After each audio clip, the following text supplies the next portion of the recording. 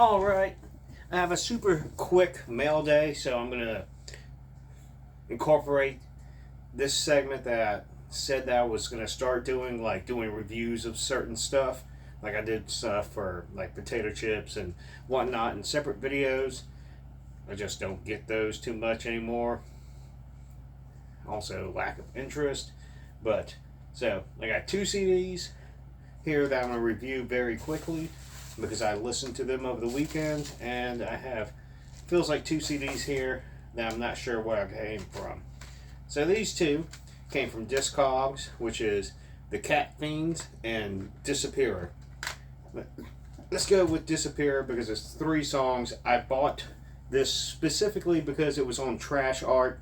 I never really heard much about it, and I thought Trash Art as a label was really good. I always loved the aesthetics of everything, so I went ahead and bought it. It was worth what I bought it for, so I think like $2 or $3. It's basically very similar to like Pelican or ISIS. Has no vocals, so it's all instrumental. So that's always a big thumbs down for me to begin with. But yeah, it's kind of doomy sludge. Like I thought it was at first, like the very first song kind of grabbed me like it was gonna be like Mayor. And I was hoping for some fucking vocals to kick in, and then nothing happened, and that really kind of ruined the rest of the album for me because I knew it was gonna be instrumental. So that pushes it more into the Pelican, and Pelican's good enough, but instrumental music itself doesn't really, I don't care overall. Certain things I do, certain genres I do, so we're not going into that, but like if you're playing guitars and all this, like I can hear vocals going over this quite easily. Could have been something like similar to Mouth of the Architect or Rosetta. So it has those early vibes of like early to mid 2000s post sludge type of stuff. So it was good enough. I mean, for the money I spent. Put that off to the side.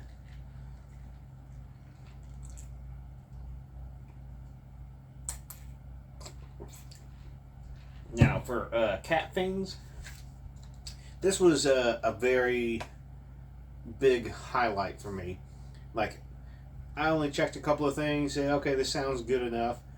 It goes back and forth between some early Don Caballero, and I mean that like very, very lightly. It's more like the math rock elements, because it's elements, not just like the main focus. Main focus, I would put this along the lines of Stretch Armstrong, or maybe possibly, I'm trying to think of another one where it's like more punk influenced hardcore from the early 2000s. It has a lot of like really punk driven riffs, and then it goes into like noodly ass part for no reason. I mean, it works all together. Like Hero of a 100 Flights, When Dreams May Die, slightly reminded me of and I don't want to say the Postman Syndrome because I associate these two bands together because I bought them at the same time down in Florida. So I'm trying to fucking remember. Maybe I'm thinking of just a Hero of 100 Flights, which is also awesome. It has like early like elements of, maybe you can say modernly, maybe a bit of, if it was Stretch Armstrong that heard like Fall of Troy, because there'll be some like extremely noodly technical parts and stuff, and then go back into riff stacking. There is a good element of just the ladder back. That's what I was also thinking of. I won't say quite 18 Visions. Like if 18 Visions was more influenced by indie rock and math rock than you know, pulling every riff from everywhere. Talking about only like the first two albums. But there's a couple of negatives on it because it's like a 16 song album. It feels like it's a compilation almost. Like they recorded literally everything they must have thought of, because there's a few songs on here that are far more indie rock, maybe like as Friends Rust, or Hot Water Music or some shit like that. Just it takes me out of the album. Like I felt like I was listening to like legit like a compilation of, here's some great ideas. Here's a song we threw on a comp. Here's a song that we threw on a split. Stuff like that.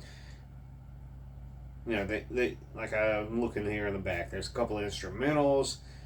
The instrumentals are okay. They focus on more of the technicality, going a little bit more into the math rock-esque landscape. But overall, I mean, I purchased it for $2.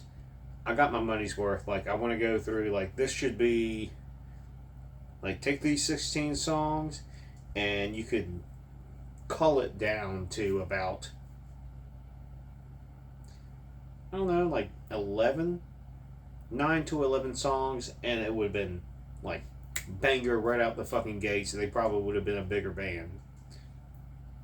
But anyway, who knows? I just love the aesthetics of it as well, because it has that early 2000s vibe, which I always appreciate. I don't see all that much anymore. So this comes from Lolar Pickups. So I'm assuming this is also, I don't know, Lolar Pickups. Okay, good. I thought it was going to be this, and I'm quite excited. So my boy Jay, not my boy, I don't know him, but it's Sidetracked. I fucking love some Sidetracked. I mean, I do a whole fucking band based around them, which is Great Depression, and then I kind of expanded out from there, but I'm already tracking another. I'm doing either I'm going to release this 14 songs since I'll get into that in a bit, but very happy. I mean, came in very quick. This is Sidetracked, Rumination, Collective Works, Chapter 1. This is a bunch of like split CDs, demos. Actually, I think it's legit everything. It's 2 discs. This was only $15. Go to their fucking Bandcamp and buy this motherfucker. It is just a fantastic fucking album. Sidetracked, who does power violence, a lot of stop-starts, trade-offs, in quick succession, and I absolutely love that. That's why I did Great Depression. I mean, they've been around since 2003. Their first split came out in that time. Probably been around a little bit earlier than that. And this goes all the way up to 2015. I mean, beast of a fucking damn release. Beast of a fucking band for power violence and whatnot.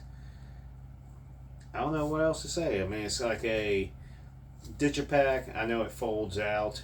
Let me go ahead and do that, because it looks like it has a big, thick ass fucking booklet in here. I don't know if I have a fucking plastic sleeve for it.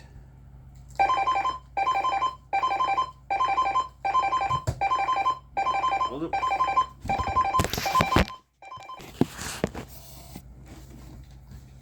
So that's a weather alert.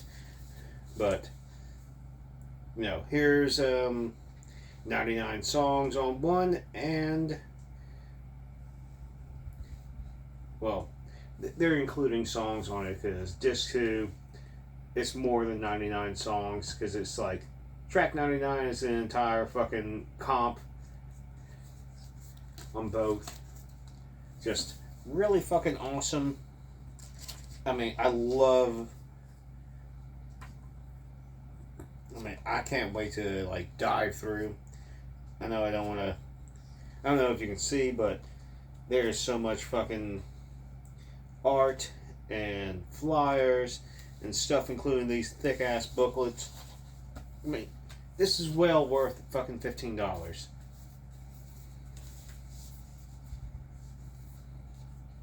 Like, I might even write him back, just say like, I really appreciate your band, and I did this, blah blah blah, whatever. Fart fuck. Anyway, let me go address all this shit, bunker down for tonight, and talk to you all later.